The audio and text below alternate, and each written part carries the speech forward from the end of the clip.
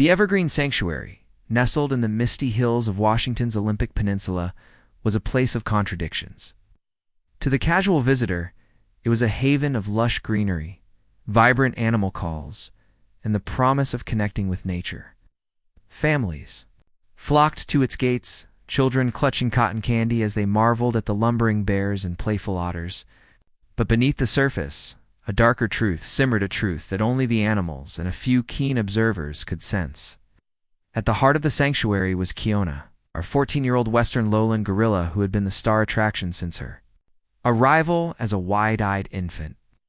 Her enclosure, a sprawling habitat of artificial rocks and recycled tires, was designed to mimic the jungles of Central Africa, but it was a pale imitation. Kiona's expressive brown eyes and mischievous antics had made her a favorite among visitors. She would swing from ropes, playfully splash water at giggling children, and occasionally share a knowing glance with those who lingered long enough to see her intelligence. But over the past year, Kiona's spark had dimmed. Her movements grew sluggish, her once shiny coat dulled, and her massive belly protruded in a way that puzzled even the most casual onlookers. "She's pregnant," the zookeepers would say with a dismissive wave, their voices tinged with rehearsed confidence. Gorillas carry for about 8.5 months, just taking her time.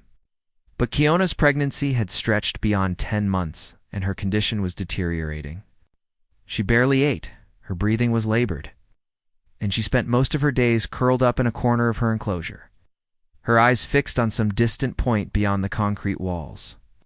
It was a crisp autumn morning when Sarah Bennett, a local high school biology teacher, first noticed something was terribly wrong.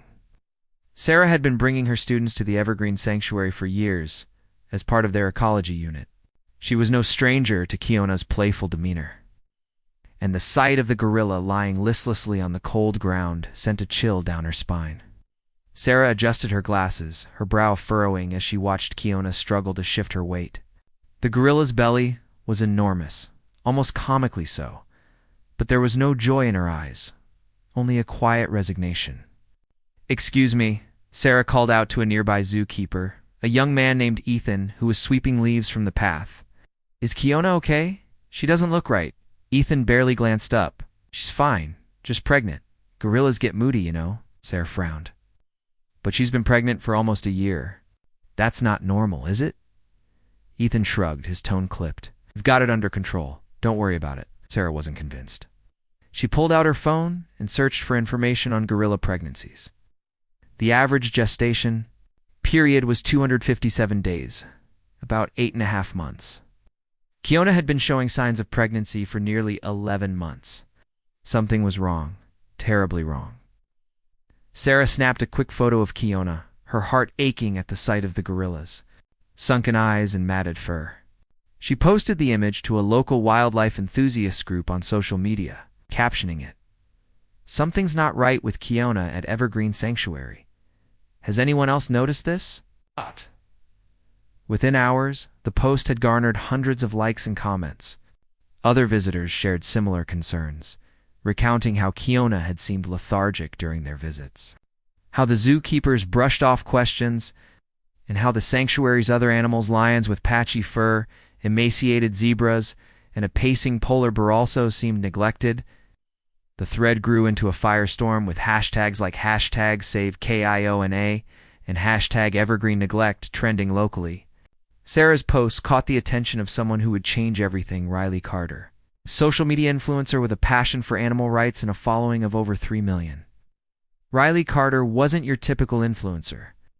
Sure, she had the glossy photos and sponsored posts, but her platform was built on authenticity. A former veterinary technician, Riley had shifted her career to advocacy after witnessing the horrors of a puppy mill during her training. Her Instagram feed was a mix of travel vlogs, vegan recipes, and hard-hitting exposes on animal cruelty. When a follower sent her Sarah's post about Kiona, Riley's blood boiled. She'd heard whispers about the Evergreen Sanctuary before, rumors of underfunding, untrained staff, and a management more interested in profit than welfare, but she'd never visited herself. "I'm heading to the Evergreen Sanctuary tomorrow," Riley announced in a live video that evening, her green eyes blazing with determination. Something's wrong with a gorilla named Kiona, and I'm going to find out what. If you're in the area, come with me. Let's hold this place accountable. The next morning, Riley arrived at the sanctuary with a small entourage of supporters, her phone already recording as she stepped through the gates. The air was thick with the scent of pine and damp earth, but the cheerful facade of the sanctuary couldn't mask the neglect. The enclosures were littered with debris, the water troughs were murky, and the animals moved with a weary slowness that spoke of despair. Riley made a beeline for Kiona's enclosure, her heart sinking at the sight. Of the gorilla? Kiona lay on her side, her massive belly rising and falling with shallow breaths. A small crowd had already gathered, murmuring in concern. Riley approached a zookeeper, a middle-aged woman with a clipboard, who introduced herself as Linda. "What's going on with Kiona?" Riley asked, her voice calm but firm. "She doesn't look healthy." Linda's smile was tight. "She's just pregnant. It's normal for gorillas to slow down when they're expecting." 11 months is not normal," Riley shot back, holding up her phone to capture the exchange. "Gorillas don't carry that long. So veterinarian checked her?" Linda's smile faltered. "Our staff is handling it. You don't need to worry." But Riley wasn't about to back down. She turned to her followers, live streaming the conversation. "This is what we're dealing with, guys. They're dismissing legitimate concerns about an animal's health. Kiona needs help, and we're not leaving until she gets it." Video went viral, amassing millions of views within hours. Comments poured in, ranging from heartbroken emojis to furious demands for action. Local news outlets picked up the story, and by the next day, a small but vocal group of protesters had gathered outside the sanctuary's gates, holding signs that read "Justice for Kiona" and "End Evergreen Neglect." The pressure was mounting, but the sanctuary's management remained stubbornly silent. Dr. Elias Morgan was no stranger to controversy. A wildlife veterinarian with 2 decades of experience, he had treated everything from injured bald eagles to malnourished rhinos. His clinic in Seattle was a hub for animal rehabilitation, and his reputation as a fierce advocate for animal welfare preceded him. When he saw Riley's video on the news, Elias felt a familiar surge of anger. He'd dealt with negligent zoos before, but the Evergreen Sanctuary's blatant disregard for Kiona's suffering was egregious. Elias didn't hesitate. He packed his portable ultrasound machine, a set of surgical tools, and a notebook filled with years of observations on primate health. By noon, he was at the sanctuary, his silver hair catching the sunlight as he approached the entrance. The protesters parted to let him through, their cheers giving him a renewed sense of purpose. But inside, he was met with resistance. The sanctuary's director, a slick man named Victor Grayson, blocked his path. "We don't need outside interference," Victor said, his voice smooth but edged with irritation.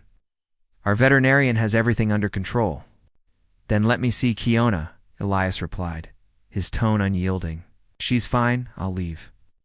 But if she's not, you're risking her life and your reputation." Victor hesitated, his eyes flicking to the growing crowd outside.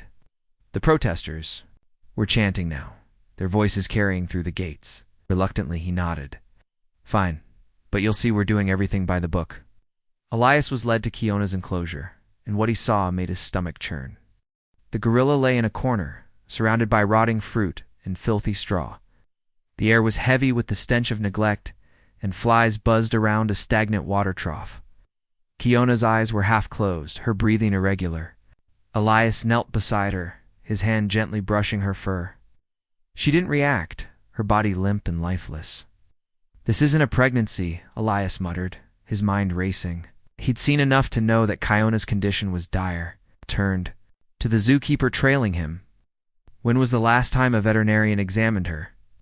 The zookeeper, a nervous young woman named Mia, shifted uncomfortably. I don't know. The head vet, Dr. Larson, said she was fine." Elias's jaw tightened. "Get me your head vet now."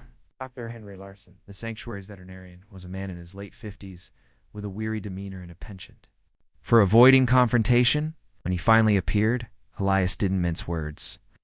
"This gorilla is dying," he said, pointing to Kiona. "Her belly isn't normal, and she's severely dehydrated." "Why hasn't she been treated?" Larson's face paled. "We thought We thought it was just a prolonged pregnancy. She's been eating less? Sure, but eating less? Elias interrupted, his voice rising. She hasn't eaten in days. Look at her enclosure. This is neglect, plain and simple, Larson stammered. But before he could respond, Victor stepped in. Dr. Morgan, you're overreacting. We have protocols. Your protocols are killing her, Elias snapped. He turned to Mia, who was hovering nearby. Help me set up my ultrasound. We're doing this now. Mia hesitated, glancing at Victor. But the weight of Elias's authority and the growing noise from the protesters outside pushed her to comply. Elias worked quickly, setting up his portable ultrasound machine and applying gel to Kiona's swollen belly. The screen flickered to life, and Elias's heart sank as he studied the images. There was no fetus, no heartbeat, no sign of pregnancy. Instead, the screen revealed a mass irregular, dense, and unmistakably foreign. This isn't a baby, Elias said, his voice low but firm.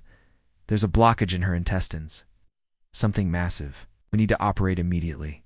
Victor's face twisted in disbelief. You're not cutting open our gorilla? She's fine. She's not fine.